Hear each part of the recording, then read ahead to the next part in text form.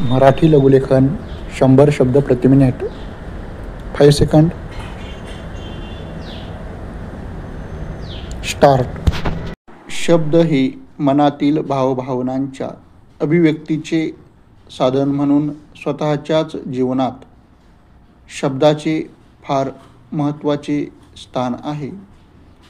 जीवनातील प्रत्येक ठिकाणी आनंदाच्या क्षणी शब्द सोबत करतात. शब्दामुळेच माणुसकी घडवली जाते. जीवनातील अडचणीच्या वेळी शब्द आपले सहप्रवासी बनतात. जीवनातील वेदना शमविण्याचे सामर्थ्य केवळ शब्दामध्येच आहे. म्हणूनच शब्द हे आपले मित्र बनतात. परिच्छेद. शब्दांना शास्त्राचीही उपमा दिली आहे. म्हणूनच ते नेहमी जपून वापरले पाहिजेत. शब्दाला शास्त्राचीही धार आहे.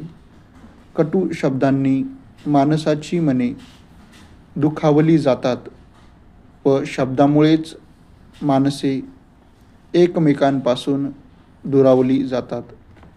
याउलट मधुर शब्द हे माणसांची मैत्री व मानवी मनात विश्वास निर्माण करू शकतात.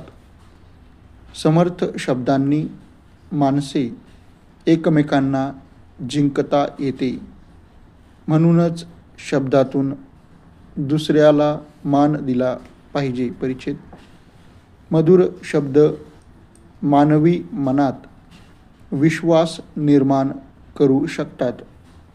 भयाला दूर पळवू शकतात. कटू शब्दात बोलणाऱ्यांपासून लोक दूर पळतात. म्हणून समर्थ शब्दांनी माणसाला जिंकता येते व शब्दातून दुसऱ्याला मान दिला पाहिजे. शिक्षण व निरंतर अभ्यास यातून शब्दांचे सामर्थ्य वाढवू शकतो. सुसंस्कारित शब्दांचे प्राबल्य आत्मसात करू शकतो. काम झाल्यावर केवळ धन्यवाद म्हटले तरी त्यामुळे समोरच्या व्यक्तीस समाधान वाटते व एक प्रकारे त्यातून माणूस जोडता येतो. मनुष्य हा समाजप्रिय प्राणी आहे. समाजात व्यक्तीचा विकास संभवतो. मनुष्य समाजावर प्रेम करतो. समाजासाठी धडपड केल्यावर समाज त्याच्यावर प्रेम करू लागतो. थोडक्यात सांगायचे झाले तर माणसाच्या व्यक्तिमत्व विकासात एक महत्त्वाचा भाग म्हणजे आजूबाजूचा समाज आणि त्यांचा दृष्टिकोन विचारात घेणे आवश्यक आहे. परिच्छेद. वाचन हे सुद्धा ज्ञानाचे भांडार आहे. वाचनामुळे नवीन ज्ञान व शब्दांवर प्रभुत्व मिळवता येते.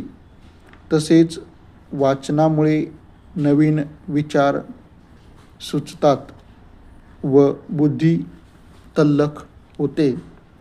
आपले विचार समोरच्या व्यक्तींना पसंतीस उतरले की तो आपल्यावर खुशच होतात.